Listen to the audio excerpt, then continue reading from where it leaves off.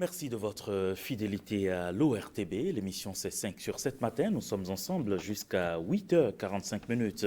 Et pour moi, c'est un bonheur de vous retrouver en ce lundi 31 mai 2021, lundi politique, essentiellement sur 5 sur 7 matin.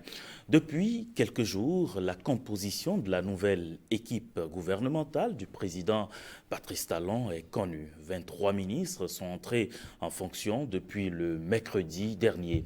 Eh bien, c'est un tout nouveau gouvernement qui devra relever encore bien de défis. Le chef de l'État l'a d'ailleurs annoncé, vous vous en souvenez sans doute, dans son discours d'investiture. Le président de la République s'est fixé beaucoup d'objectifs, beaucoup de défis à relever, notamment pour le bien-être des Béninoises et Béninois. Mais quand on scrute un peu ce nouveau gouvernement du président Patrice Talon, vous constatez qu'il n'y a pas de trace d'un ministère. Eh bien, il s'agit du ministère de la Communication. Comment expliquer la suppression de l'équipe gouvernementale du ministère de la Communication? Est-ce un choix politique, un modèle anglo-saxon? Pourquoi le président de la République a décidé justement de supprimer de son équipe le ministère de la Communication? C'est une grosse question. Et pour en parler, pour essayer d'apporter les clarifications, essayer d'apporter donc les justifs nécessaires, j'ai invité pour vous sur ce plateau des praticiens, des spécialistes justement du domaine. J'ai invité pour vous notamment M. Vianney Hassani, directeur de Melting Prod, c'est à Paris. Vous êtes expert en formation et développement des médias. Et pour moi, c'est un bonheur de vous retrouver. Vous êtes de passage ici au Bénin et j'ai tout de suite saisi donc l'occasion pour vous avoir avec moi sur ce plateau. Bonjour, M. Hassani. Bonjour, cher confrère. Merci d'accepter mon invitation. Venez, prenez place. Et puis, juste en face de vous, M. Wenceslas Maussi, vous êtes docteur en sciences de l'information et de la communication et vous êtes enseignant-chercheur à l'université d'Abomey-Calavi. Bonjour. Bonjour, merci de m'inviter. Bonjour aux téléspectateurs. Merci d'accepter également mon invitation. C'est un bonheur de vous recevoir sur ce plateau. Et il nous a rejoint, vous l'avez remarqué, M. François-Xavier Noumon. C'est un confrère, il est journaliste, analyste politique. Bonjour, cher ami. Bonjour Ricardo, bonjour chers collègues, bonjour à tous ceux qui nous suivent ici ailleurs. Merci d'accepter mon invitation, merci de nous avoir rejoint un plateau. Alors, première question, j'ai bien envie de vous l'adresser. Monsieur Vianney, comment appréciez-vous la nouvelle équipe gouvernementale rendue publique il y a seulement quelques jours par le secrétaire général du gouvernement? C'est une équipe qui est dans la continuité, qui est dans la fidélité, je dirais, politique, réciproque entre le chef de l'État et cette composition gouvernementale. C'est une équipe de stabilité.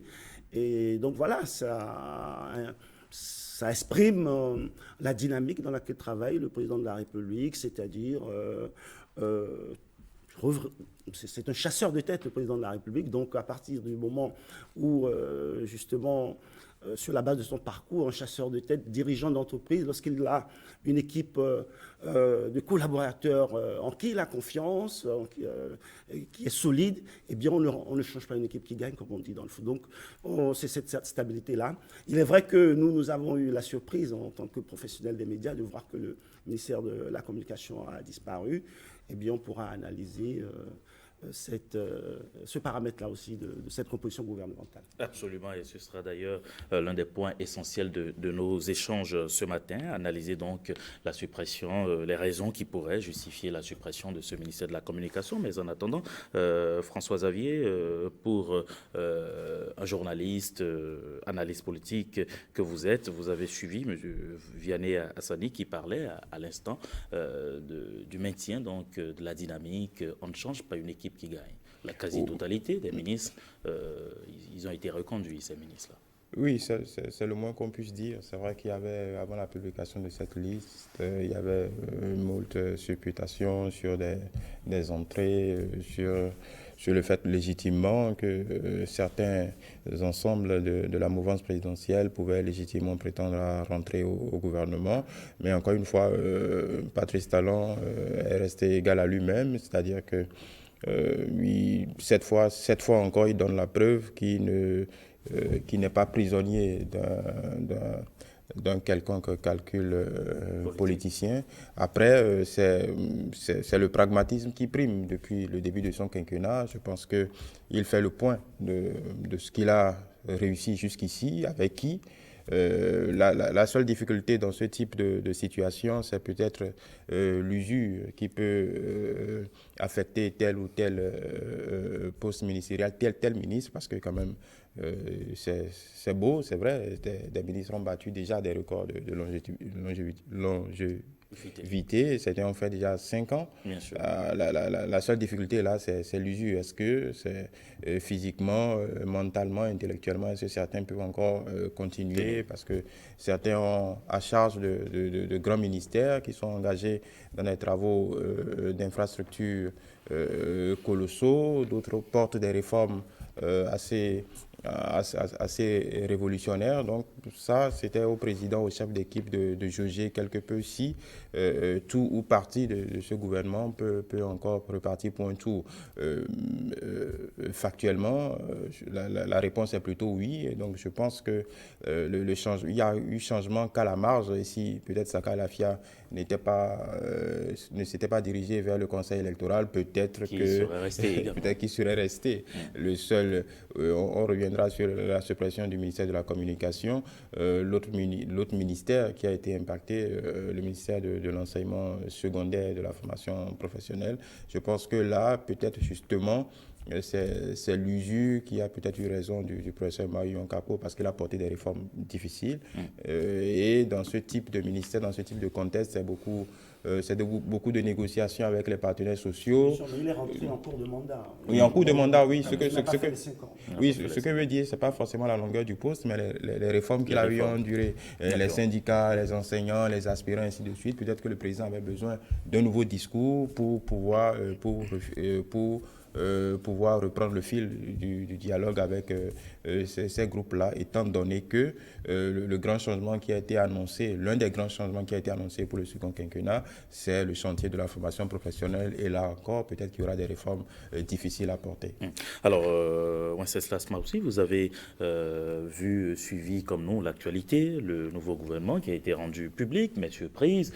Grosse surprise, c'est que le ministère de la Communication disparaît. Comment appréciez-vous cela pour le docteur en information et en communication que vous êtes justement? Merci, M. Kbekoun. Peut-être, avant de venir sur la suppression du ministère de la Communication, je me permettrai de dire un mot comme vis-à-vis sur l'ensemble du gouvernement. Moi, j'ai eu 5 éléments. Le premier élément, c'est la stabilité. Comme l'aîné l'a dit, elle n'a pas voulu trop bousculer l'équipe qui gagne, on ne change pas cette équipe. La deuxième chose, c'est la fidélité. On va bien remarquer que le chef de l'État a un sens de la fidélité. C'est vrai. Troisième élément, c'est la compétence. Ce sont les compétences, ce n'est pas parce que je suis un parti politique. La belle preuve est que Abimbola ayant claqué la porte du BL, est resté au gouvernement. Resté au gouvernement, et bien d'autres compétences. Et la quatrième chose, c'est la jeunesse. C'est la promotion de la jeunesse. Faites le calcul, vous verrez que près de la moitié de l'équipe, moins de 50 ans, c'était jeune. Et enfin, quand on fait des gouvernements comme ça, même dans les institutions, ici comme ailleurs, on regarde les femmes. Je pense que le nombre de femmes est resté maintenu dans ce gouvernement. Donc, ces éléments m'apparaissent comme des traits qu'on peut qualifier, avec lesquels on peut lire ce gouvernement. Mais la question de la suppression du ministère en charge de la communication est revenue sur les lèvres. Et personnellement, j'avoue, de vous à moi, si vous ne m'avez pas invité, je ne serais pas ici pour opiner sur ça, parce que le chef de l'État lui-même, à l'occasion d'une émission, a expliqué, a justifié pourquoi on a supprimé le ministère de la Communication. Mais dans la littérature, ce qu'il faut retenir, c'est qu'il y a plusieurs modèles. Il y a le modèle d'existence de ministère.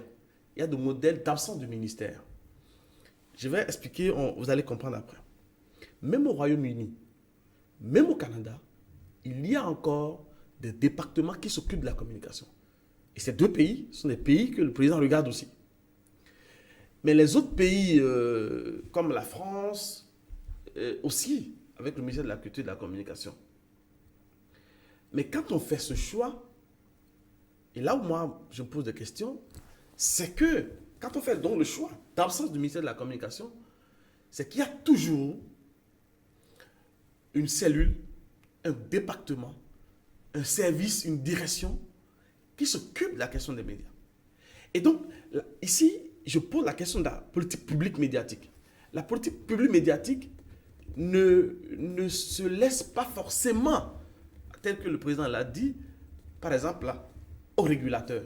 Parce qu'en termes d'acteurs, nous avons le gouvernement, le Parlement qui fait les lois et le régulateur qui régule. Ça, c'est les acteurs publics. Et en matière d'acteurs non étatiques, nous avons les associations professionnelles. Donc, tel que le président a expliqué, je ne pense pas que la HAC, telle que c'était, telle que c'est maintenant, et pour faire l'historique, on peut bien dire que depuis le 24 juillet 1994, on est à la 6e mandature. Et ça fait déjà un quart de siècle. Ce qui veut dire que si la HAC, en l'état actuel, ne rentre pas dans une deuxième génération d'institutions, la HAC ne peut plus prendre encore la politique publique médiatique. La HAC va être comme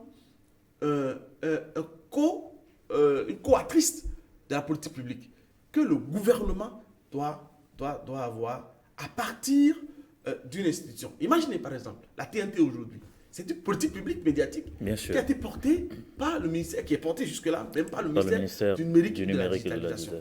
Vous prenez le code de la publicité. Ça sera porté par qui? Par la HAC encore? Je ne pense pas. Donc il faudrait une institution. Vous prenez la question de la formation, qu'elle soit d'abord initiale ou continue. Je pense que la HAC faisait la formation continue avant. Mais la formation initiale, les directives qu'on doit donner. Je vais donner un exemple peut-être pour ne pas monopoliser la parole. Vous savez, à Lomé, tout près, l'école de Lomé qui forme les journalistes, ils ont fait un travail où ils ont arrimé la formation au PND, c'est-à-dire le plan de développement national, pour dire notre pays maintenant, on va aller vers les services, on va aller vers ceci. Nous allons former 50% de journalistes économiques. Ça, c'est des politiques publiques. Mais la HAC ne peut pas, de mon point de vue, faire ça. D'accord. Voilà ce que je voulais opiner d'abord pour dire est-ce que c'est opportun, c'est pas opportun. Le chef de l'État en a le droit. Mais après, dans l'opérationnel, comment on doit faire? On ne doit pas se passer de la politique, de l'instance qui doit gérer la politique plus médiatique, qui doit être une instance de gouvernement. Justement, comment accueillez-vous cela, Vianney? Il a si bien expliqué. Il ne s'agit pas aujourd'hui de voir la pertinence ou non de ce choix, qu'il soit politique ou quel type de modèle le président de la République a adopté, mais il faut pouvoir penser à ce qui se passera plus tard. Voilà, moi je prends ça comme un déclic. C'est vrai qu'au moment où le gouvernement avait été annoncé, j'étais surpris parce que dans le modèle francophone, il y a toujours un département en charge de la communication, même si dans un pays comme la France, ce volet communication du ministère de la Culture et de la Communication n'implique pas une relation de tutelle directe entre le gouvernement et la presse écrite notamment, et même la presse audiovisuelle privée. Le ministère en charge de la culture et de la communication en France a une tutelle essentiellement sur l'audiovisuel public, c'est-à-dire le groupe France Télévisions notamment, Radio France et autres. Et il est vrai, participe à la définition et à la mise en œuvre d'une politique étatique en matière de médias en général. C'est-à-dire s'il faut accorder des déductions fiscales aux médias, etc. Mais moi, je considère que le choix fait par le président Patrice Talon répond à une démarche de créer un déclic dans le monde, dans l'univers des médias dans notre pays, parce que cela était vraiment nécessaire. Depuis le 3 mai dernier, donc dernière journée de la liberté de la presse, moi je plaidais pour une réforme de l'écosystème des médias au Bénin en particulier, en Afrique en général, parce que nous sommes la seule corporation qui vit dans l'informel. Comment on vit dans l'informel? Qui vit dans l'informel, parce que si on prend le secteur privé de la presse, qui est le plus vaste, on va dire, avec une multitude de journaux et d'audiovisuels, il n'y a pas de syndicat, il y a la convention collective n'est pas respectée, on va dire la démarche d'entrée dans la profession n'est pas cadrée. Qui entre qui veut. Voilà, donc c'est un fourre-tout. c'est un fourre-tout. Moi, je plaide pour que toute cette architecture soit mise en place, d'ailleurs, parce qu'elle n'existe pas. Et donc, je dis qu'il faut vraiment aller vers une refonte et une mise en place réelle de secteurs des médias, d'un univers des médias, où trois valeurs sont mises en jeu. C'est-à-dire, tout d'abord, l'excellence, donc le professionnalisme des acteurs, des médias, ensuite l'indépendance économique et éditoriale des entreprises de presse qui doivent être de vraies entreprises de presse avec un modèle économique. Il y a une absence de modèle économique dans les entreprises de presse dans notre pays. Et enfin, le troisième facteur, c'est l'épanouissement socio-professionnel des acteurs des médias, les journalistes et les techniciens en général. Sans ça, on va rester dans l'informel et le métier court à la perte et on ne nourrit pas la démocratie, le développement comme cela se doit. Donc, il faut mettre en place un modèle économique. Et pour ça, c'est une loi, par exemple, en France, qui définit le statut des journalistes professionnels. Donc, l'univers que le président de la République veut provoquer, c'est vrai que nous ne sommes pas encore à l'étape avancée où les médias, où la presse vit de façon quasi autonome, et où il y a une instance de régulation, et il y a un encadrement bien structuré au niveau de la profession. D'accord, nous ne sommes pas encore à ça, et le ministère disparaît. Eh bien, c'est une façon, moi je prends ça positivement, c'est une façon de nous poser, c'est un électrochoc de nous pousser à rapidement faire le parcours qui va nous amener vers un nouvel écosystème des médias dans notre pays. Sinon, eh bien, ce sera un péril pour la démocratie et pour le développement de notre pays. Vous le prenez également positivement, François Xavier Noumon, vous qui êtes, je dirais, dans l'exercice encore de cette profession-là? Je pense, même si on ne s'y attendait pas du tout, très peu de personnes auraient pu parier sur ce précédent, qui, il faut le dire, c'est un précédent historique, parce que je pense que c'est la première fois que, en tout cas dans notre ère démocratique, c'est un précédent historique. Et c'est peut-être, on va dire, que c'est peut-être l'un des gros Big Bang qui pourrait être salutaire pour notre secteur. Parce que simplement, les questionnements que le docteur a mis sur la table, si vous écoutez bien ce que le président de la République a dit, quand il s'agit de parler de formation, de financement, et ainsi de suite, l'architecture n'est pas encore claire. L'architecture n'est pas encore claire, donc ça voudra dire qu'il y a des réflexions qui sont en cours sur la table. Je pense que, comme à chaque fois, c'est une question de pragmatisme. Il faut dire que il y avait une démarcation claire à faire entre le pôle public, la gestion que l'État avait du pôle public des médias et le reste de la corporation. Et peut-être qu'en mettant déjà la haute autorité devant ses prérogatives, parce que jusque-là, on entend qu'il faut peut-être des lois complétives, ainsi de suite, mais quand vous regardez la HAC dans toutes ses prérogatives, je pense que tout ce que le président a abordé existe déjà dans les prérogatives de la HAC. Donc peut-être que c'est mettre cette institution devant ses responsabilités, peut-être pour la première fois. Encore que, n'oublions pas qu'on est en politique, il y a un rapport de force aussi. Aucun pouvoir aussi comment je vais dire, avant-gardiste qu'il soit, ne peut se prémunir d'avoir un œil quand même sur ce quatrième pouvoir qui est si important. Mais pour la corporation, c'est peut-être important que l'acteur principal, en tout cas la haute autorité, se saisisse enfin de ses prérogatives dans toute disons, dans ces implications. Maintenant, il ne faut pas oublier aussi que le secteur est en train de changer avec la TNT. Il y a beaucoup de bouleversements qui sont à nos portes. Nous y sommes déjà. Et peut-être que ce Big Bang que provoque le chef de l'État va permettre non seulement aux acteurs, à la corporation dans son entier, aux services, à l'autorité publique, de définir les rôles pour que chacun puisse, comme l'aîné Hassani vient de le dire, que chacun puisse prendre ses responsabilités. Parce que ce qui est évident, il a parlé d'informel, c'est que une bonne partie de la profession, sinon l'immense majorité, vit dans l'informel. Oui, dans une, comment je vais dire, dans une précarisation, ce serait un peu tout là on n'existe pas réellement parce qu'on n'a peut-être pas les moyens d'exister et le corollaire c'est qu'il y a très peu de professionnalisme et peut-être qu'à ce niveau aussi le pouvoir public ne nous prend pas réellement très au sérieux. Et donc peut-être que c'est le contexte favorable pour qu'enfin on puisse tirer les marrons du feu pour que chacun puisse avoir peut-être les manettes, les moyens de se sortir de ce manège qui a peut-être un peu trop duré. Je sais que Wenceslas aussi a envie de réagir, mais avant, je voudrais revenir à Vianney. Vous avez suivi dans ses explications, il est revenu en réalité sur les politiques publiques ou la politique publique médiatique. Il a parlé justement de l'ARAC qui régule.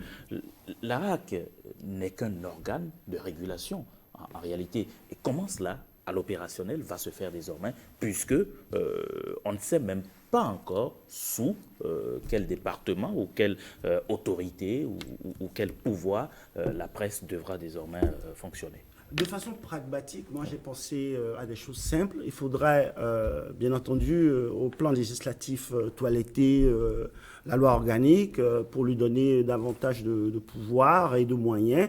On pourrait par exemple imaginer aussi que l'administration qui est en place aujourd'hui au niveau de l'ancien ministère de la Communication puisse être mise à la disposition de la haute autorité. C'est une réflexion comme ça.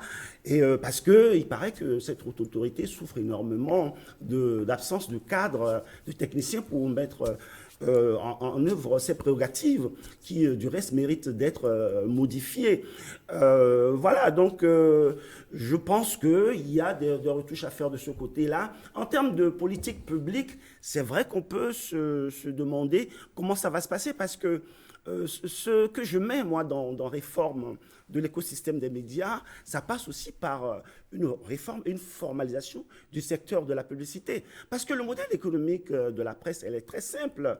C'est la source nourricière que constitue la publicité qui alimente la presse, une presse évaluée à travers la médiamétrie, à travers les mesures d'audience et le contrôle de la diffusion pour ce qui concerne la presse écrite. Et c'est ça qui justifie que vous ayez droit à tel ou tel pourcentage de la manne publicitaire. Parce que l'État n'aura jamais assez de moyens pour subventionner une presse pléthorique au nombre illimité. Donc il faut installer un modèle économique avec comme source nourricière principale la publicité qui doit être formalisée aussi. Et ça devrait émaner d'une action publique. Et de l'autre côté, des déductions fiscales pour les entreprises de presse, des entreprises organisées qui payent leurs employés avec une grille salariale connue, des primes. Et c'est ça que j'appelle aussi l'épanouissement social et professionnel. Et ensuite, de vraies entreprises de presse qui ont une indépendance économique qui pourront ensuite impacter leur indépendance éditoriale. Voilà. Et puis pour l'entrée dans la profession, il faut recadrer. Et je ne dis pas ça parce que j'estime que pour être journaliste, il faut passer par une école. Dans les écoles de journalisme, j'en ai connu en France, il y a de grands formateurs qui, eux, n'avaient pas fait d'école. Mais il y a des gens qui sont formés sur le tas. Sur le tas, qui sont formés en entreprise et qui sont de brillants journalistes parce qu'ils connaissent la grammaire du journalisme. C'est une science, ce n'est pas de l'informel. Nous n'avons rien inventé. Donc, il y a un processus pour devenir journaliste. Il y a un statut des journalistes professionnels qui est encadré et mis en place par une loi. D'accord, et qui définit donc le parcours et la qualité de journaliste. Et cette qualité ensuite est mise en œuvre par une commission qu'on appelle la commission de la carte d'identité professionnelle des journalistes. Et pour avoir cette carte, c'est tout simple. Il faut travailler dans une entreprise de presse qui vous paye sur un baromètre connu. C'est simple. Voilà, donc il y a des modèles qu'il faut mettre en place. Il faut, moi je pense rapidement, créer une commission d'études sur le processus à mettre en place au Bénin pour arriver vers un nouvel écosystème. Et ça, c'est peut-être à long terme, Wenceslas aussi. Non, effectivement, comme il a dit un peu rapidement, je crois que le chef de l'État, en disant ce qu'il a dit, et tous les cadres qui sont autour de lui, assez compétents que je connaisse, ils vont peut-être aller dans le sens de ce que M. Hassani a dit, mettre en place une commission complémentaire déjà aux réflexions antérieures. Certainement, il y a eu déjà des réflexions pour rapidement voir si on va mettre en place une agence qui va s'occuper des politiques publiques médiatiques. Pourquoi je le dis? Vous savez, le chef de l'État, quand il est arrivé en 2016, il disait quoi? Que la RAC était politisée. La RAC, il faut réduire l'influence politique de la RAC. Et ça, ce n'était pas très bien vu par rapport à la liberté d'expression et autres, par rapport à Reporters sans frontières qui analyse la liberté d'expression. Est-ce qu'aujourd'hui, cette RAC-là est moins politisée? Dans l'histoire du Bénin, oui. On est à la 6e mandature. Dans l'histoire du Bénin aussi, en termes de ministères, on a eu dans le passé une trentaine de ministres de la communication. Le plus longtemps, c'est Azoïro. Et le moins, c'est Gaston Zossou, qui a fait 5 ans au ministère de la Communication. Le plus court, c'est Konkaku Taïrou, je crois, qui a fait peut-être 23 jours au ministère de la Communication.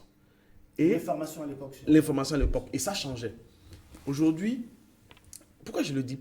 Il y a eu un seul journaliste, M. René Dossa. Et c'est ce seul journaliste qui a été, quand la RAC, première mandature, qui a été encore le seul journaliste président de la RAC. Mais un journaliste qu'il n'a pas énormément exercé, parce qu'à l'époque, c'est vrai qu'il a donc, un parcours de... Je vais terminer. Et donc, je vais terminer, en fait, en termes de professionnels. Et après, on a remarqué que généralement, les vice-présidents sont des journalistes. Une commission, une RAC, une autorité, un conseil. Et vous avez à peu près 6 journalistes et à peu près 3. Mais on se rend compte généralement que on part du type de communicateur pour nommer des hommes politiques. Et l'aberration, je vais vous le dire, la loi 2015-07 du 20 mars 2015, qui est le code de l'information et de la communication du Bénin, n'a jamais défini qui est communicateur au Bénin. On ne peut pas continuer avec ça. La loi n'a jamais défini qui est communicateur au Bénin. On ne sait pas qui est communicateur. Est-ce que c'est quelqu'un qui a fait une école de communication, qui a une licence, qui a un master, qui a un doctorat en communication? La loi ne l'a pas fait. Et on va continuer. Je pense que les relais qu'il faut, et je l'ai toujours dit, il faut aller aussi à cette loi-là, pour la relire. Parce que cette loi-là, déjà, a parlé en son article 12 de la co-régulation avec l'ARCEP. Si vous voyez ce que l'ARCEP fait aujourd'hui, en termes de régulateur de contenants, c'est formidable. L'ARCEP arrive à publier à échéance périodique des statistiques par rapport à son observatoire d'Internet au Bénin. Je peux vous dire, à l'heure où je parle, combien de gens sont connectés à Internet, le taux de pénétration. Est-ce qu'on est capable de dire combien de gens nous suivent aujourd'hui sur l'ORTB, là où on est?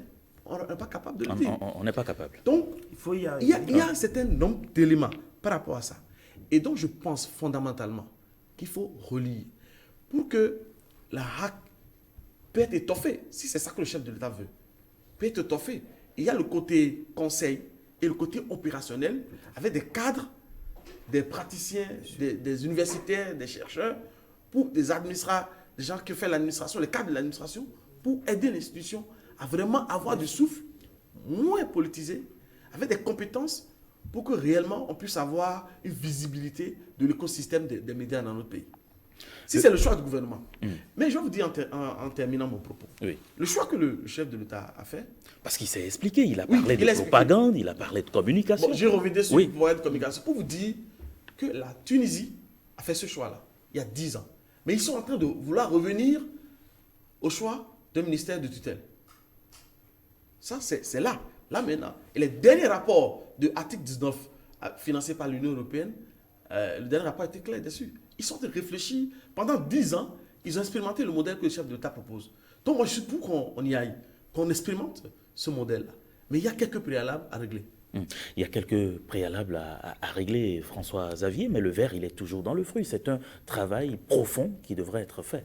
Oui, connaissant la méthode à laquelle le président nous a habitués depuis 2016, je pense que s'il pose la question, s'il pose le problème tel qu'il a évoqué dernièrement, c'est que quand même, il a une idée de l'architecture qu'il compte, qui sera mise en place. Parce que dans la méthode, c'est que quelqu'un qui n'aime pas, en tout cas de ce qu'on a vu jusque-là, qui n'aime pas être pris au dépourvu. Donc je pense quand même qu'il y a une architecture qui est en gestation dans ce que Patrice Talon vient d'opérer manifestement, puisque le ministère n'existe plus, et peut-être de ce qui est en gestation. Le plus important, on parlait L'aîné parlait de médiamétrie tout à l'heure. Je pense qu'il y a de ces balises claires qu'il est important d'implémenter dans notre environnement professionnel. Une étape comme la médiamétrie serait comme le juge de paix du professionnalisme dans ce secteur. C'est que ça met tout le monde devant, disons, ses responsabilités et sa compétence. Je pense que ce serait une autre sorte de révolution que cela soit opérationnalisé et pouvoir permettre quand même que dans notre pays, qu'on puisse avoir des organes de presse, des maisons de presse, comme on le dit, viables. Parce que la plaie la plus grave de notre corporation, c'est que on peut compter sur le bout des doigts les maisons de presse qui peuvent se prétendre être viables, encore que celles qui pourraient le prétendre, si vous rentrez dans les comptes, disons qu'il n'y a pas, ce ne sera pas forcément beau à voir la manière les moyens de financement de ces maisons de presse. Donc je pense qu'aujourd'hui, le président ouvre un débat et les professionnels des médias, déjà de leur côté, devraient s'en saisir et saisir la perche et pour pouvoir faire des propositions, pour ne pas se laisser, de toute façon. Encore une fois, j'insiste sur la méthode. C'est-à-dire que si on ne s'y prend pas, si on ne saisit pas la perche maintenant, disons que du côté du gouvernement, on ficellera très vite l'architecture qui est pensée et ce sera la coopération qui sera prise au dépourvu et il ne sera pas intéressant que d'ici là qu'on crie à l'imposition de telle ou telle norme. Donc je pense qu'aujourd'hui, non seulement le président pose un nouveau paradigme, mais évidemment c'est un questionnement qu'il laisse aussi aux professionnels des médias pour qu'on puisse, je ne sais pas, le pôle public, c'est une autre réflexion, mais le reste de la corporation a évidemment besoin de mettre des propositions claires sur la table pour ne pas être pris au dépourvu. Vianney Hassani, le mal, il est profond. Oui, le mal, il est profond. Cela, je pense, émane de l'histoire même de la profession dans notre pays, de l'histoire de la démocratie. Il faut reconnaître que nous sommes... Parce qu'il a dit, en parlant du code de l'information et de la communication, qu'il doit être même revu. Oui, bien sûr, parce que, comme il l'a souligné, le professeur Venceslas Lema aussi, la définition du communicateur n'existe pas clairement. Et comme je l'ai dit aussi tantôt, en principe, c'est une loi qui définit le statut du journaliste professionnel. Donc le mal est profond. Il faut quand même reconnaître que nous sommes une jeune démocratie. Nous sommes des jeunes États. Nous faisons l'apprentissage de la démocratie depuis une trentaine d'années, même si nous sommes indépendants depuis une soixantaine d'années avec les différentes péripéties de notre parcours politique.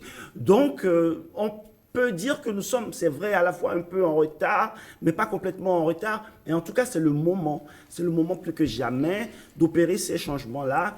Tout à l'heure, j'ai évoqué l'idée, par exemple, qu'il importe que l'État, en tout cas que les pouvoirs publics mettent en place une commission d'études pour proposer vraiment la nouvelle architecture, le nouvel écosystème du monde des médias qui doit être pensé parallèlement au secteur de la publicité comme source universitaire et de l'autre côté des déductions fiscales qui ne pèsent pas en termes de cash à l'État. Mais cela veut dire aussi qu'au sein de la corporation, il doit y avoir une organisation, une réorganisation, une réflexion. Il faut très rapidement se retrouver pour penser à mettre des propositions sur la table, comme mon collègue à côté l'a dit, François Xavier. Donc voilà, c'est un travail collégial qui doit être fait à la fois au sein des structures qui actuellement pilotent l'organisation de la profession et à la fois du côté des pouvoirs publics. Il faut se mettre ensemble pour penser avec des solutions, avec des clés et pas vraiment du bric-à-brac. Oui, il faut tout de même souligner, tel que j'ai compris, le choix du chef de l'État, c'est de permettre, je crois que je l'ai dit en filigrane, qu'on puisse se dire que les médias sont indépendants et que ce n'est Exactement. pas un organe indépendant. C'est ce qu'il a, Donc, à c'est ce charge qu'il a pour les expliqué. médias aujourd'hui Voilà, de se prendre en charge, de se prendre en charge, s'organiser. de s'organiser et de réellement travailler. Et vous savez, pour 2021-2026, le quinquennat qui vient de débuter, le chef de l'État, dans son programme, a souhaité l'amélioration des contenus médiatiques. Et ce Et travail-là, il a toujours dit d'ailleurs justement, depuis quand on améliore les 2016. contenus, c'est que peut-être la médiamétrie est là, les mesures d'audience sont là, et on sait qui fait qui, et ça va faire en sorte une émulation. Et c'est ceux qui sont les meilleurs, c'est eux qui auront peut-être les mannes ou les aides. On va faire de sorte manière que ce soit transparent, et tout le monde sera sur la quitte. Et c'est pour ça que j'insistais, quand il a dit dans le programme que moi j'ai ici, qu'il y a beaucoup de projets, pas dans la question de l'éducation aux médias. Il faut des projets, c'est écrit. La question des fake news aujourd'hui, c'est une politique médiatique qui doit s'occuper de ça. Parce que la question des infox est en train d'entraver l'essai du métier de journaliste. Bien sûr. Parce que n'importe qui aujourd'hui se met sur Internet et publie n'importe quoi.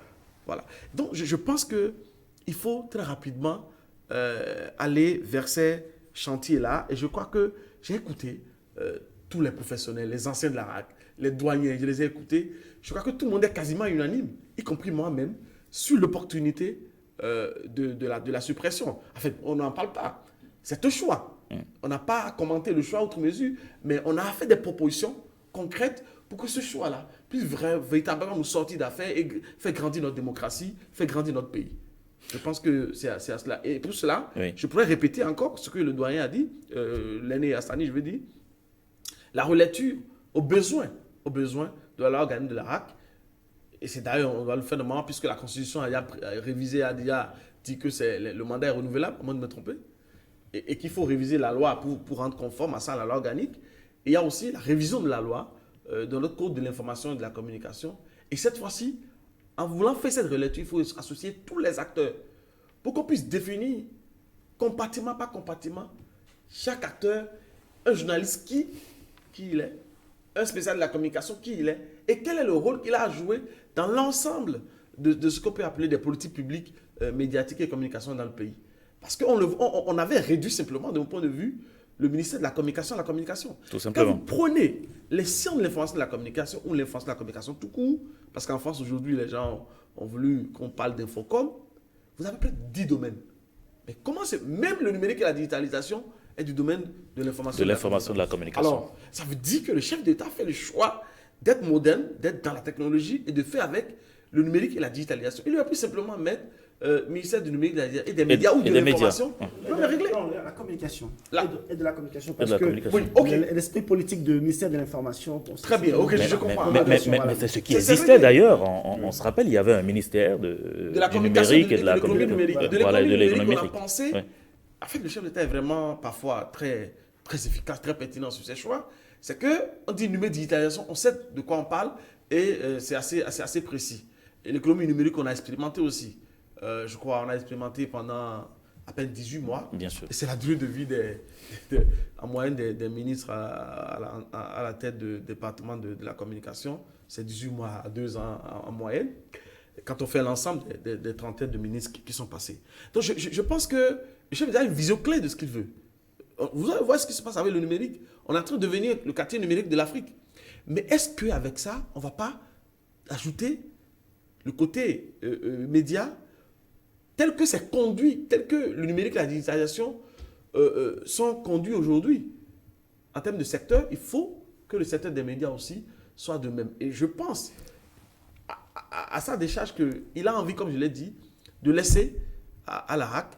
Mais je voudrais peut-être oui. faire la suggestion ici que lui-même avait déjà constaté en 2016 que la RAC était très politisée. Et que la RAC qu'il fallait réduire son influence et tout. Et donc, de mon point de vue, avant d'opérationnaliser, de confier la communication à la RAC, il faut s'assurer qu'elle est moins politique. Il faut Justement, s'assurer qu'elle est dotée parce que d'une la crainte, administration opérationnelle, et ainsi de suite. parce que la crainte, et c'est ce que j'expliquais, on a vu par le passé une RAC qui suspend les journaux et tout. C'est son devoir. Oui, La RAC est là pour- mais la RAC c'est des choix à polémique, des décisions à polémique.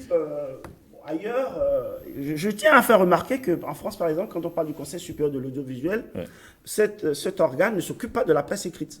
Ça s'occupe essentiellement de l'audiovisuel, oui. de l'audiovisuel en général. Donc, en termes de régulation, en termes de contrôle de la déontologie, en termes de contrôle de certaines valeurs qui doivent être dans les programmes diffusés. Donc, la presse écrite, elle est libre. Et le ministère de la Communication en France n'a pas une tutelle sur la presse écrite, mais une tutelle sur l'audiovisuel public. Alors, ce qui va se poser au Bénin, par exemple, puisque nous avons le plaisir d'être accueillis par vous, c'est peut-être la problématique de la tutelle du service public. Du service public, justement. C'est tout ça qui doit être pensé. Parce que dans les pays anglo-saxons, où il n'y a pas un ministère de la Communication, il n'y a pas d'audiovisuel public. Il n'y a pas d'audiovisuel public en général. Il faut vérifier, mais en général, il n'y a pas de... Or, en France... Il y en a, mais bon, il y a, voilà, donc il y a en France, il y a un audiovisuel public. Donc il faudrait sûrement que dans la vision du chef de l'État, il y a également une solution. Mais moi, je pense qu'en tant que professionnels, nous devons proposer des solutions. Bien sûr. Nous devons nous organiser pour proposer des solutions intelligentes, intelligibles, et voilà, viables, et qui peuvent prospérer sur la base de ce qui se fait ailleurs. Et voilà. Donc, et quand je parlais tout à l'heure du côté informel de la presse privée et de la corporation en général, bon voilà, donc il faut voir aussi quelles améliorations peuvent être apportées en termes d'excellence, en termes d'épanouissement aussi au niveau du service public. Donc tout ça, ça doit être pensé globalement. François Xavier. Oui, la question de la tutelle est amusante parce que pendant des années, les médias dans leur ensemble et même les observateurs se sont toujours posés, bon, on est sous le ministère de la Communication par rapport au service public. Je sais que le service public a toujours souffert de cette tutelle-là, parfois un peu gênante. Et aujourd'hui, on nous enlève cette tutelle et bon, on se retrouve comme des orphelins. Et puis bon, où est-ce qu'on ne voudrait pas aller trop vers la Hague parce que ces dernières années, elle nous a donné, elle nous a montré, c'était plutôt le père Fouettard qui... La hache. La hache. Et peut-être que c'est le rôle auquel finalement on l'a assujetti. Et donc il n'y avait que ça à faire. Donc je pense aujourd'hui que il n'y a pas de tutelle, mais ça ne peut, de toute façon, ce qui est sûr et certain, pour le pôle public, ça ne peut pas, il peut pas ne pas y avoir de tutelle. Donc je pense que peut-être dans quelques semaines, il y aura forcément une clarification de ce côté-là, parce que ça ne peut pas perdurer. Et peut-être qu'on arrivera à une architecture une architecture mixte, un peu comme le CXA en France et le pôle France Télévisions, où l'État quand même ses prérogatives, des relations administratives pour la désignation de tel cadre, ainsi de suite, pour quand même que le pôle public, comme les autres pans de la corporation, puissent réellement expérimenter cette indépendance-là, pour que la plupart des institutions qui ont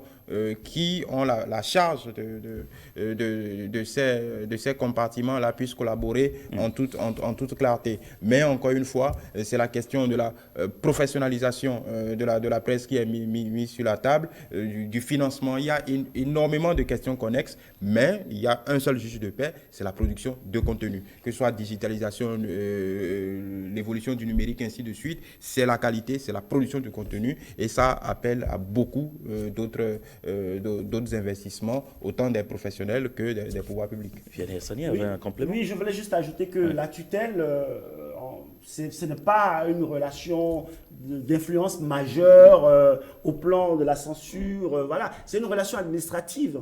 C'est une relation administrative de mise en œuvre d'une politique publique au niveau de l'audiovisuel, notamment de veiller à ce que, par exemple, les valeurs culturelles du pays soient... Voilà. Et puis, sur la gestion des carrières, etc. Mais ça n'empêche que même les journalistes de l'audiovisuel public répondent à une architecture éditoriale globale d'indépendance et de liberté. Voilà. Donc, c'est surtout l'aspect de la gestion de la relation administrative qu'il va falloir voir, puisque dans l'esprit du chef de l'État, de toute façon, cette déconnexion, je dirais, cette mise off du ministère de la Communication, ça suppose aussi qu'au niveau de l'audiovisuel public et de la presse écrite publique, donc, il y aura davantage de liberté, d'épanouissement, etc. De liberté, d'épanouissement, vous en êtes sûr ? En tout cas, c'est dans la vision, on peut l'estimer, mais c'est la dimension relation administrative qu'il va falloir voir. Est-ce que cela va dépendre de la RAC réformée, tout ça est à voir et puis à creuser, quoi. On s'installe aussi sur la question, la problématique de la tutelle du service public. On voit plus en réalité la chaîne du service public, l'ORTB, qui pourrait être impactée justement par tout ceci à travers différentes réformes. Non, en réalité, il n'y a pas trop d'impact. Parce que là où vous êtes, l'État, c'est l'État. Dès lors que le chef de l'État, avec son gouvernement, il a décidé, le chef de l'État, de supprimer, c'est qu'en attendant, vous relevez d'un ministre ou d'un ministère. Lequel? C'est évident que ce soit le ministère du numérique et de la digitalisation. C'est évident. Puisque la question de la TNT, c'est elle qui conduit ça. Aujourd'hui, il y a beaucoup de questions. Quand vous regardez le projet de société, moi je l'ai ici, il y a même la question liée, par exemple, à l'archivage des œuvres audiovisuelles. Bien Qu'elle sûr. conduit. Mais ce projet-là était au ministère de la Communication. C'est elle qui conduit ça aujourd'hui. Pour vous dire qu'au fond, il n'y avait pas de débat. Il n'y avait pas de débat. Peut-être qu'il fallait juste expliquer en attendant, voilà. Mais après, on a une réflexion pour aller vers la RAC ou aux structures. Parce que le numérique, la digitalisation, c'est de l'infocom. Je vous ai dit que l'infocom a 10 domaines. Donc, il y a le numérique. Bien sûr. Et dans le numérique, on voit les dispositifs, les usages et les stratégies. Donc, les stratégies, les dispositifs, les usages. Et le ministère est en plein dedans. Donc, moi, je ne trouve pas. Il n'y a pas de crainte. Il n'y a pas de crainte. Hein. Forcément, vous dépendez de fait. Voilà, il y a une continuité de l'État. En attendant de clarifier précisément les questions politiques plus médiatiques, voilà. Vous semblez être dépourvu. C'est à vous de nous rassurer. Alors, Non, mais moi, je pense que la Je vais ajouter un pas sur la titre en offre de code de l'information, tel que c'est pour l'instant, pour dire que ce code a prévu la question du financement des médias, le fameux FADEM. Je pense que, en pensant peut-être à la RAC, le chef de l'État certainement fait allusion à ça. C'est prévu dans la loi. Il y a un représentant de la RAC qui préside, un représentant du ministère de l'État et 3 représentants d'associations. 5, je crois, qui vont réfléchir à comment est-ce que les médias seront financés, l'aide de l'État, comment ça va être fait.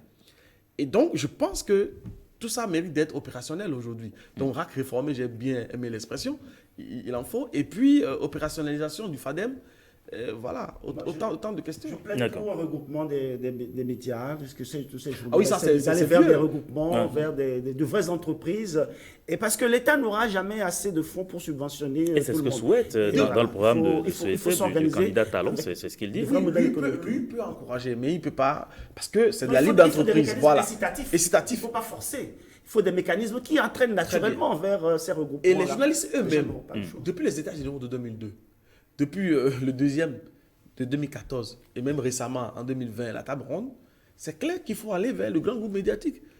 Sinon, ce n'est pas évident. Je peux vous dire, les médias béninois, on en a à peu près 300, mais à peine 10% payent réellement, et de vrais bons salaires. Même quand on voit la convention collective des journalistes telle qu'elle existe aujourd'hui, qui a été mise en place il y a 15 ans, je ne sais pas combien, mais les salaires sont ridicules par rapport au niveau de la vie aujourd'hui. C'est vrai. Je pense que voilà. Donc, tout ça il faut doit l'avouer. repenser. Ces Il faut tout questions ça sont là. sur la base de l'excellence. C'est la base de l'excellence. Il faut que le métier soit respecté. Il faut que le métier soit. Moi, je forme des journalistes depuis 15 ans. À l'ISMA, à l'ENAM, qui est devenu Instic ou ailleurs. Mais je n'ai pas envie que demain, ces jeunes regrettent d'être devenus journalistes. Je n'ai pas envie qu'ils regrettent. Ils rentrent avec enthousiasme, avec passion. Mais avec tout de suite, ils d'étoiles. sont déçus. Oui, j'en vois Désespérés. ici, j'en vois beaucoup de jeunes, Ouais. ici et dans toutes les chaînes dont je suis fier. Mais je n'ai pas envie que demain ils soient fiers. J'ai envie que demain ils continuent d'être fiers, de garder les étoiles qu'ils avaient dans les yeux en rentrant dans le métier. Pas qu'ils regrettent. Pas qu'ils regrettent. Et quand vous le dites, Et le qu'ils auraient directeur préféré adjoint... transitaire ou autre. Oui, je vais peut-être faire un petit surprise. C'est vrai que le directeur adjoint de l'ENSIC Je suis est pas ici à là. escaliter, mais Vous n'êtes pas là en tant que Regardez directeur ça, adjoint. mais regardez ça. c'est- Pour ça, vous c'est- apporter un élément supplémentaire de ce qui se fait au niveau de la formation initiale. Je peux vous dire, à peine 2 ans et quelques, que le chef de l'État a bien voulu nous responsabiliser à ce niveau-là, avec l'équipe, avec M. Yanguenon. Je peux vous assurer que nous avons essayé de faire un travail que, en tout cas, je ne peux pas me permettre de qualifier autant, mais c'est là l'une des preuves. Aujourd'hui, nous avons un journal école dans lequel vous avez les publications de nos apprenants. C'est très bien. Et ça, C'est un modèle de voilà, formation. on a revu un certain nombre de choses au niveau de l'école, multiplier les groupes pédagogiques, faire de la pratique, multiplier les partenariats avec l'ORTB, avec Radio École APM. On a fait un certain nombre de choses qui étaient prévues dans le projet de société 2007 du chef de l'État. On l'a fait. On a parfois quelques subventions, mais on sait comment on a fait ce genre de choses. Et c'est pour vous dire que c'est parce que le chef de l'État a voulu mettre des gens qui sont à la pratique, qui sont pragmatiques, qu'on a eu ces résultats-là. Aujourd'hui, nous allons vers notre web radio, notre web TV, et ainsi de suite, pour vous dire que c'est possible. Et ça, ces résultats-là sont là. Moi, c'est pas moi, normalement, qui devais Bien sûr. le dire. Et pour vous dire que ça fait 10 ans que l'école existe. Oui, ça fait 10 ans que l'école existe. Pour faire comprendre aussi que la formation des journalistes aujourd'hui au Bénin, en termes de formation initiale, ne doit plus poser de problème. Parce que non seulement il y a le NSTIC, mais il y a aussi les instituts privés qui forment. Et puis maintenant, peut-être il reste la formation continue. Et si on s'entend avec ces instituts, ils peuvent organiser des programmes spéciaux. La qualité, en fait. Aujourd'hui, est-ce que vous savez que moi, j'ai fait introduire, en tant que directeur des études, un module, introduction au journalisme de données. Combien sur nos chaînes aujourd'hui, on a des statistiques pour suivre un phénomène donné, pour dire, mais écoutez, comme je viens de le dire, ah non, on a supprimé le ministère de la Communication, voilà, on a eu 30 et quelques, voilà ce que ça donne, voilà la moyenne. Le journalisme de données, aujourd'hui, le mobijo, le journalisme mobile, le data journalisme, c'est la même chose. On est où aujourd'hui? Donc, on devait normalement profiter pour renforcer les capacités de nos journalistes qui sont déjà en formation et ceux qui veulent faire vont en formation initiale de 3 ans. Ça dépend, donc c'est la licence. Et après, ils peuvent faire le master. Voilà. Et ça, c'est possible. C'est pas que... Je ne le dis pas pour dire que nous faisons un travail, nous faisons encore peut-être rien. Mais il y a des efforts qui sont faits. C'est possible. François-Xavier, très rapidement, avant qu'on ne laisse Maurice Tantan nous dire un peu ce que les téléspectateurs également ont comme analyse. Oui. Ce qui vient d'advenir, une page pour la corporation dans son entièreté. Maintenant, quitte à nous de saisir la perche, d'en profiter, parce que c'est une opportunité. Et vous voyez juste ce qui se passe en ce moment du côté de la TNT, la Constitution de Bénin Diffusion. Donc, en fait, il y a déjà du mouvement. Ça va très vite.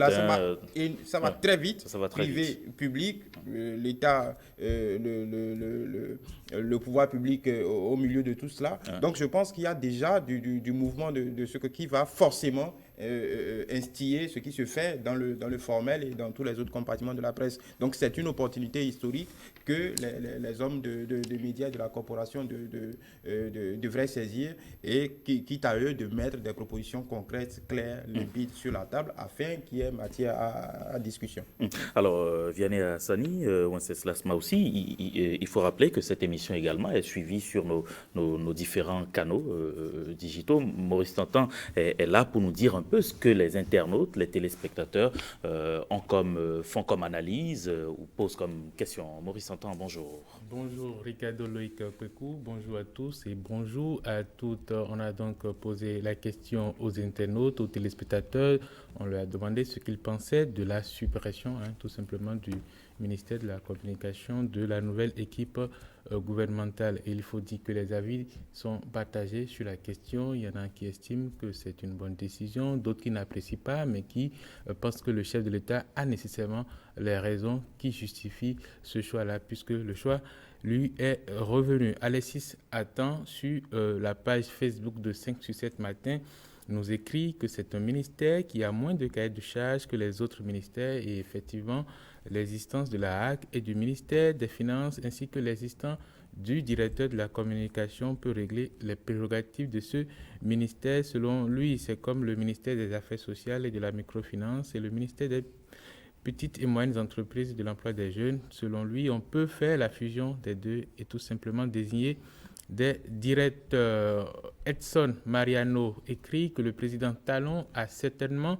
jugé inutile le ministère de la Communication. C'est pourquoi il l'a supprimé. Ça peut aussi être dû aux dérives observées sur les réseaux sociaux et face à cet état de choses, le ministère n'aurait pas pris ses responsabilités. C'est une explication signée Edson Mariano Huyeme. Roland Bocor, quant à lui, pense que ce n'est pas une bonne décision mais le chef de l'État a sûrement de bonnes raisons de le faire. C'est comme la fermeture de certaines représentations diplomatiques à l'extérieur. Le président Patrice Talon est celui qui connaît mieux son programme d'activité et donc ses priorités et celui qui effectue ses choix. Kadri Mohamed écrit « C'est une innovation à expérimenter et à y voir de près. Un État moderne en ces temps du numérique n'a plus besoin d'un tel ministère dédié à la propagande. Si au bout d'un an, cela comble les attentes du chef de l'État, comme par exemple, si par exemple le Bénin se hisse au premier rang africain dans le classement de Reporters sans frontières, le cap de la suppression sera maintenu. Écrit cet internaute qui continue son commentaire. Il dit ce qui est intéressant, c'est la transformation des CCP en de véritables structures bancaires. Les autres directions techniques du dit ministère trouveront leur nouvel ancrage dans les ministères de l'économie, du numérique et des finances. Et nous allons terminer avec le commentaire signé Clay Séverin. Je m'inquiétais de cette suppression, mais les arguments avancés par le président Patrice Talon m'ont convaincu. La HAC peut donc gérer cela. Conclut cet internaute qui nous a laissé son message sur le compte Twitter de 5 sur 7 matin. Voilà, Ricardo Lecoq-Pecou, ce qu'on peut retenir en résumé des différents commentaires des internautes et des téléspectateurs au sujet de la question du jour de ce lundi matin. Il est un constat, hein, cela se met aussi, que dans l'ensemble, les téléspectateurs, les internautes comprennent bien la décision prise, mais le point qui m'intéresse le plus dans les avis mentionnés à l'instant par mon collègue, c'est le point ayant trait à la propagande. Et quand vous avez suivi les explications du président de la République, il pense qu'il faut laisser la propagande au porte-parole peut-être du gouvernement qui devrait dans ce rôle-là que de laisser ce travail aux journalistes qui ne doivent pas rester dans de la propagande, mais plutôt dans l'information. Est-ce que le chef de l'État n'était pas en train de parler de la communication gouvernementale ? De mon point de vue, parce que le terme propagande est un peu péjoratif. Très bien. Parce que je ne me sentis pas de la communication gouvernementale. Bien sûr. Puisque le ministère avant, le ministère, comme aujourd'hui tous les ministères, c'est un service régalien, c'est la République. Et donc, on n'a pas à venir défendre rien que des éléments liés au pouvoir, parce que c'est un parti politique qui l'a porté, et ainsi de suite. On doit pouvoir défendre pour tout le monde. Donc, c'est pourquoi on a nommé maintenant un secrétaire général. Je ne parle pas du gouvernement. Là, en ce moment, il peut bien communiquer pour le gouvernement. Parce que la communication politique et la communication publique font partie aussi de l'information et de la communication.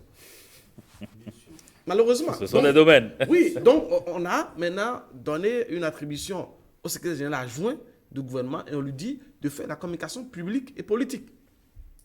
On donnera à la Poste, au ministère des Finances, de s'occuper de la Poste. Parce que la Poste est dans un processus d'une institution bancaire. Et on donnera peut-être à la RAC réformer l'autre volet de la gestion d'une partie des politiques publiques des médias. Donc je pense que le président ne voulait pas parler de propagande. De propagande. Mais ça veut dire fondamentalement qu'il est contre la propagande. Oui, il parlait de ça veut dire qu'il est contre la propagande. Oui, enfin, en tout cas que... Et vous vous rappelez au début ici, la et- question de la normocommunication. Bien sûr. Oui. Vous voyez, Ouais, moi, je pense que la normocommunication était un début de réforme, mais sans mesure d'accompagnement. Sans mesure de d'accompagnement. la normocommunication, la suppression de la Voilà, communication, c'est- on comprend maintenant. Donc finalement, on revient à la normocommunication. Oui, la normocommunication, c'est pour moi, même si cela n'avait pas été forcément pensé comme tel, c'est un début de réforme de l'écosystème des médias. C'est un premier électrochoc, mais ça n'a pas été suivi des mesures d'accompagnement. Lesquelles mesures d'accompagnement sont toute la transformation de l'écosystème pour qu'il y ait une économie des médias. Il n'y a pas une économie, il n'y a pas un modèle économique. Et c'est pour cela que je parle aussi de la nécessité de réformer parallèlement le secteur de la publicité qui, de façon courante, est la première source nourricière d'un média, d'un organe de presse. Parce que les organes de presse souffrent actuellement. Oui, les organes, parce malheureusement. qu'ils sont encore dans l'informel, toute une corporation dans l'informel. Les architectes ne sont pas comme ça, les avocats, les médecins, c'est organisé. Nous faisons quasiment les mêmes études. le nombre d'années d'études. Pourquoi nous allons rester dans un secteur qui va être informé? Parce que nous sommes le secteur de la liberté, alors que nous sommes un secteur sensible pour la démocratie, qui est le moteur de notre pays, qui est le moteur du développement. Donc voilà, il faut que tout ça change. Moi, vous avez dit tout à l'heure que je suis basé à Paris. Depuis une dizaine d'années, je suis plus... entre Cotonou et Paris. Entre Cotonou et Paris, j'ai une agence de presse audiovisuelle à Paris pour alimenter l'information dans les pays africains et surtout au Bénin. Mon agence produit beaucoup pour les chaînes béninoises, c'est connu. C'est ça. Donc voilà. Et donc je suis dans le métier, mais je suis un peu plus au Bénin en ce moment parce que je me bats pour cet engagement-là qui est important parce que moi j'ai choisi cette profession. Je n'ai pas envie que les jeunes qui me suivent regrettent de l'avoir choisi. C'est vrai, on a encore 5 minutes, on va faire peut-être un dernier tour. Maurice Tantan a son avis également sur la question pour un professionnel des médias que vous êtes. Bien sûr, je pense que le débat est très intéressant et il faut que le débat se fasse. Et je pense que pour nous, médias, comme vous l'avez déjà dit, le retrait du ministère de la Communication, de l'équipe gouvernementale, doit être le début d'une réflexion. Et pas seulement réflexion, mais de propositions concrètes par rapport à notre devenir en tant que professionnel des médias. Parce que, en fait, l'inquiétude, la question qui se pose aujourd'hui, c'est quand on regarde l'horizon, on ne voit pas un organe exécutif qui, disons, manage les médias. Et on sait ce que cela implique. La dernière fois, l'ancien ministre de la Communication, lorsqu'il est arrivé sur notre plateau, je me rappelle très bien, le 3 mai, ici, on a beaucoup parlé, par exemple, de l'aide qu'on doit envoyer aux médias. On a discuté du modèle économique. On a parlé de publicité. Et tout ça, c'est des réformes à faire. Aujourd'hui, quand on n'a pas de ministère, les gens s'inquiètent par rapport à ça. Les gens s'inquiètent par rapport à qui va faire ces réformes-là, qui va apporter ces éléments-là et on ne sait pas quand est-ce que ça va. Sauf que malheureusement, aujourd'hui, on nous parle de RAC, on nous parle d'autres ministères qui ne sont même pas préparés encore à prendre en main ce management-là. Vous voyez, c'est ça l'inquiétude aussi par rapport aux médias. Parce que je pense que quand communication, ministère de la Communication et de ci et de ça, pour nous, professionnels des médias, c'est d'abord le quotidien. C'est d'abord le journaliste qui est là. Comment on fait pour que il ait les meilleures conditions de vie. C'est ça d'abord. C'est pas autre chose. C'est d'abord ça. Et donc si, en même temps, l'exécutif nous dit, parce que le président de la République, c'est le premier à taper sur les journalistes, dit on n'est pas professionnel, qu'on ne produit pas de contenu. Mais si, en même temps, on demande aux gens de produire du contenu de qualité et que derrière, il n'y a pas l'écosystème qui permet aux journalistes de vivre au quotidien, comment il va faire? C'est le ministère qui doit s'assurer que, en tout cas, jusque-là, c'est le ministère qui devait s'assurer que, OK, le patron de presse, il paie bien ses salariés, et qu'il a les moyens, que la personne qui a les meilleurs tirages a les meilleures à la manne publicitaire. Mais ce n'est pas fait. Qui va faire ça maintenant alors qu'il n'y a plus de ministère? Le débat reste entier. Il relance le débat. Mais j'ai espoir. Oui, moi aussi. Parce que l'avènement de la TNT va régler, tout au moins pour les radios et les télés, la question de la médiamétrie un peu. On saura qui a suivi quoi, sur quelle chaîne, quelle émission. C'est la culture aussi qui doit accompagner. Ah, justement, Voilà, j'en ai parlé, la culture de l'éducation média et d'autres choses. Donc, je pense que ça va se faire progressivement. Progressivement. Mais pour le moment, comme il le dit, le journaliste, c'est le quotidien. Non, mais le ministère du numérique va vous gérer. Je pense que beaucoup se reconnaissent dans la manière dont c'est dit. Je voulais juste opiner sur votre précédente question, propagande, communication politique. Je pense que le président voulait se départir aussi de cette tâche, de cette suspicion permanente qui faisait qu'un ministre de la Communication venait faire de la communication politique et dans le même temps influait sur la vie, le fonctionnement des maisons comme le pôle public, l'ORTB ainsi. Je pense que le président voulait faire une césure nette. C'est vrai que ça lui facilite quelque peu la tâche aussi pour l'organisation gouvernementale certainement, mais tout le monde devrait en être content. Donc je pense qu'il voulait se départir de cette suspicion permanente également, parce que ça faisait mauvais genre, on s'en plaignait. Et ça, c'est le paradoxe aujourd'hui que on s'en plaignait hier, aujourd'hui on semble regretter quelque peu. Mais les chantiers, il a été pragmatique, les chantiers qu'il a mis sur la table, c'est le continuum clair de ce qu'on a dit jusque-là. Mais encore une fois, les défis sont grands. Mais j'insiste là-dessus. Si en tant que professionnel des médias, nous ne saisissons pas cette opportunité pour mettre des propositions claires sur la table, on se réveillera trop tard, dans un monde trop vieux, parce qu'encore une fois, le pragmatisme qui caractérise le chef de l'État et l'équipe gouvernementale, sa dernière sortie augure de ce qu'une réflexion est déjà sur la table. Donc, à nous, en toute responsabilité, de saisir l'opportunité et de pouvoir compter dans le débat. Maurice n'est pas d'accord. Non, je suis d'accord. Ah, d'accord. Je suis d'accord, totalement d'accord. Mais l'autre menace, c'est aussi d'être totalement abandonné pendant 5 ans. Oui, bien sûr. C'est une menace. Si on ne prend pas nos responsabilités. Oui, justement. Si on ne prend pas nos responsabilités. Je ne pense pas qu'on en arrivera là. Voilà. Mais bon, c'est un électrochoc. En fait, c'est ce qui me que nous devons optimiser. Me fait sourire quelque peu. Et c'est un peu comme si le ministre de la Communication était au-delà de ce qui est factuel. Il y a quand même un attachement. Non, c'est pas seulement un attachement. C'est-à-dire, c'est d'être réaliste et de constater aujourd'hui que les médias, dans l'état actuel dans lequel ils sont, on a toujours les éléments qu'on a listés. On a parlé on a 2 minutes. du marché publicitaire, on a parlé de l'aide publique de l'État aux médias. C'est essentiel. C'est essentiel. De toute façon, vous ne voyez pas le ministre de la Communication tous les jours. Non, pas du tout. C'est pas de lui qu'il s'agit. Et pourtant, votre média continue de fonctionner. Ça tourne. Voilà, donc ça tourne. Donc voilà, il faut rentrer dans un nouvel univers psychologique et matériel. Et saisir l'occasion. Voilà, pour optimiser cet électrochoc-là. Mieux résumer cela, et pourtant ça tourne. Et pourtant ça tourne. Votre conclusion, professeur Maouzi? Ça tournera, mais au bout de temps, on peut s'asseoir et évaluer. Moi, c'est ce que je pense. Oui. Puisque le chef d'État a fait l'option, on avance en rectifiant, en corrigeant, et puis voilà. Tout simplement. Oui. Ça tourne.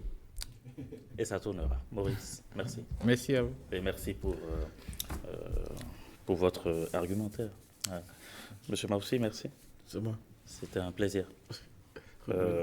Monsieur Vianney, Sani, merci beaucoup. Merci à vous aussi. Et puis, François-Xavier Noumont, merci. De ETélé, la chaîne sur laquelle, d'ailleurs, le chef de l'État s'est exprimé. On a discuté pendant combien de temps on a fait 1 heure, visiblement. On n'a pas vu le temps passer. C'est très intéressant, c'est notre avenir. Oui, c'est notre avenir. Il faut s'en préoccuper, il faut vraiment en parler. Et comme vous l'avez dit, il faudrait qu'on saisisse l'occasion pour réellement faire des propositions concrètes, continuer dans cette dynamique, afin que le journaliste se porte mieux. C'est tout ce qu'on peut espérer. 5 sur 7 matin va se poursuivre, une courte pause, et puis après on fait du sport.